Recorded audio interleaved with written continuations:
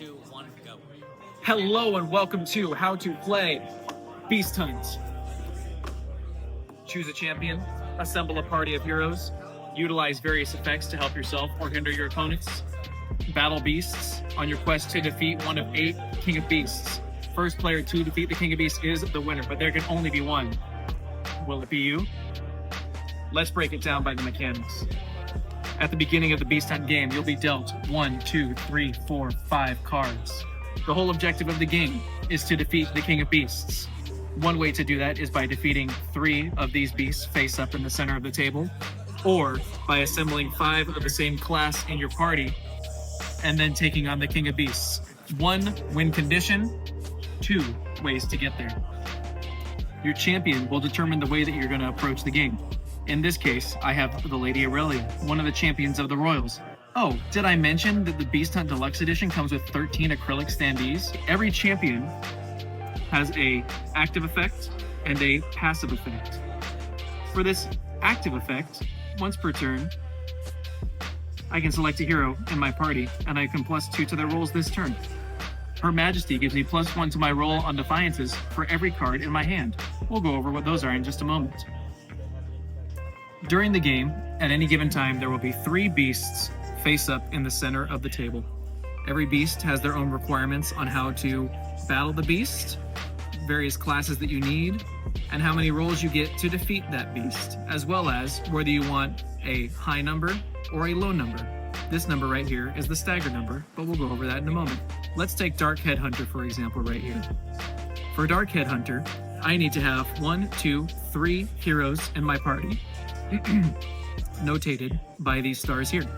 I need to have at least 1 royal and 1 hunter in my party, and I can have 1 other hero of any class. I get 1, 2, 3 rolls with both 6-sided dice, notated by these moons right here. With my 2d6, I'll either have to get 23 or higher if I want to defeat it, which is a pretty high number. 15 if I want to stagger it. More than 15 to 22 will be the stagger, which means that the next person to attack this beast will have to get only a 15 or higher to defeat this beast. If I get 11 or less, though, I have to sacrifice 2 heroes, which is a major penalty. Additionally, when you defeat a beast, you have this effect that permanently takes place in your party. So, now, every turn, I may use an extra action. Great, that's a very coveted effect that I might want to go after. If it's staggered, the next person to face the beast only needs 15 or higher in order to defeat it. Meaning that if I hit 15 through 22, it gets staggered, and whether that's myself or the next person to face that beast, whoever it is only 15 or higher. So it could be advantageous to utilize enchantments. Enchantments are a quick play item within Beast Hunt, where at any given time, you can add, subtract, or make your decision of adding or subtracting from your roll or any of your opponent's rolls. Once the 2d6 are out, it's anyone's game if you want to plus or minus. There are other cards within the beast deck called Malevolent Shards. If there are 3 of these Malevolent Shards face up on the field, the countdown timer begins. You have 1 pass around the table for everybody to work together to get somebody to be able to meet the requirements to attack the King of Beasts, as well as that person defeating the King of Beasts. If nobody can do that, then the King of Beasts wins and you all lose. On my turn, you get 3 actions. You can use those to do multiple things. You can draw a card from the deck. You can play a hero, armament, curse, or banner, or arcana from your hand. You can also roll to use the effect of a hero that is already in your party. If you play a hero, you can roll for its effect immediately without using that extra action. And you cannot roll for a hero's action more than once per turn. Your heroes will be how you determine your playstyle. Every class has their own various effects, and each hero has their own effects as well. It takes 2 actions to attack a beast or utilize the effect of Ancient Arms, which I have around here somewhere. If I have 3 of these in my hand, I can spend 2 actions, reveal them, and defeat a beast of my choice, and nobody can do anything about it. I can also use 3 actions to discard all cards in my hand if I have any, and draw 4 new cards. So, looking at my field right now, I have multiple different heroes from multiple different classes. Let's say that I start by drawing a card. Would you look at that? I got Calamitous Explosion. I'll save that for later. With my remaining 2 actions, I think that I want to roll for Virtuous Prince to see if I can get +3 to my rolls this turn. I did it. Wonderful. Now I get +3 to my rolls this turn.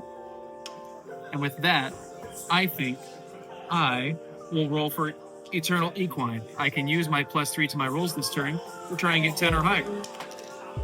I got it. Now I can select a player. You. -2 to your rolls until the next turn. That could be one example of how you do it. Infinite possibilities, infinite combinations in this game. You learn something new every single time you play. Now, let's look at combat with a beast. So, I meet the requirements to attack Dark Headhunter right here. It would cost me 2 actions on my turn, so let's assume that I have 2 actions left. I have a Royal, I have a Hunter, and I have at least 3 heroes to roll. I will use my 2 actions to try and get 23 or higher within my 3 rolls. 11. 7, that's 18. 18 plus 5. 23. Now, I defeat this beast. It joins my team, my party, and I flip a new beast from the deck. Uh-oh. It's a Malevolent Shard. And I knew that because I just unboxed it. There we go. So now, there's 3 beasts on the field. Let's look at combat for the King of Beasts. Let's jump to endgame. Let's say I've defeated 3 beasts. I have my heroes ready to go. Now...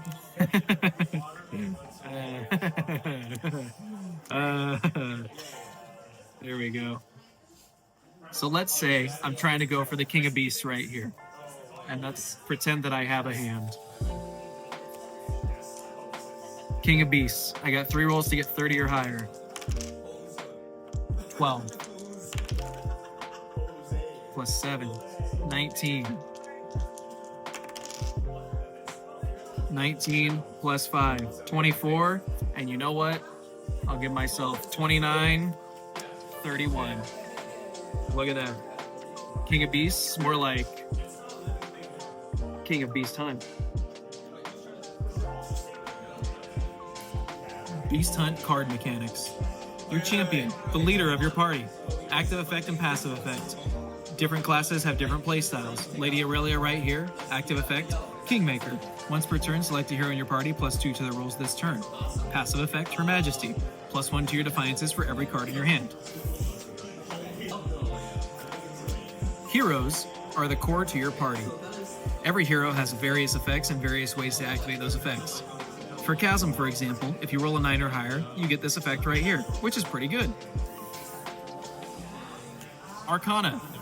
Use 1 action to play an Arcana, and you do what it says. In this case, attack a beast immediately without meeting its requirements and +1 to each of your rolls against it. Curses. Utilize curses to help yourself or hinder your opponents in most cases. For example, with Broken Mind, equip this to a hero. If a hero equipped with this card is in your party, -1 to all your rolls. Banners. Banners change the class of your heroes, so if you need to meet different requirements to defeat a beast, or if you need it for a various other card effect, you can apply a banner to that hero, and if we equip it to a hero, it becomes a hunter. Armaments. Equip these to your heroes, and it gives that hero various effects that usually are going to help it out. For example, if a hero equipped with this armament is destroyed or stolen, draw 2 cards. Malice cards. Once drawn, you have to play these immediately. These will negatively affect everybody at the table in some way. For example, this one, every player must discard 2 cards. Lesser Beasts. Once you encounter a Lesser Beast in the deck, you must face it immediately. If you defeat this beast, for example with this one by getting 5 or lower with your 2 dice, you get +1 to your rolls against the King of Beasts. Save these late game for an edge. Ancient Arms. Collect these in your hand over the course of the game. If you have 3 Ancient Arms in your hand, you can use 2 actions to reveal them and defeat a beast of your choice without meeting the requirements. It joins your team. Fantastic to save. Interrupts, defiances. With the Defiance card, you may play this whenever a player attempts to play a hero, armament, curse, banner, or arcana card. This begins a roll-off between you and that other player. You go back and forth to see whoever gets the higher roll. If the Defier rolls the higher roll, that other player does not get to play the card. If the Defyee rolls higher, they get to play the card and continue with play. Enchantments. Use them to minus, plus or minus other players in the game or your own rolls. This is where you will make friends or enemies. Beasts. The enemies in Beast Hunt. Each beast has its own requirements for what you need to face it, the amount of rolls that you get to defeat it, and the requirements of how you defeat it, penalties if you do not defeat it, as well as the effect that you gain once you do defeat it and it joins your party. Malevolent Shards. Hidden within the beast deck are fragments of the King of Beasts. 3 of these end up face up. A countdown timer begins for everybody to work together for someone to be able to defeat the King of Beasts. If not, the King of Beasts wins. Big bad King of Beasts. By having either 3 beasts defeated or having 5 of the same class in your party, you can attack the King of Beasts. With each King of Beasts, there are various requirements for what you need in order to defeat it. With this one, you get 1, 2, 3 rolls to get 30 or higher, and if you do that, you win. Beast Hunt, how to play, take 1.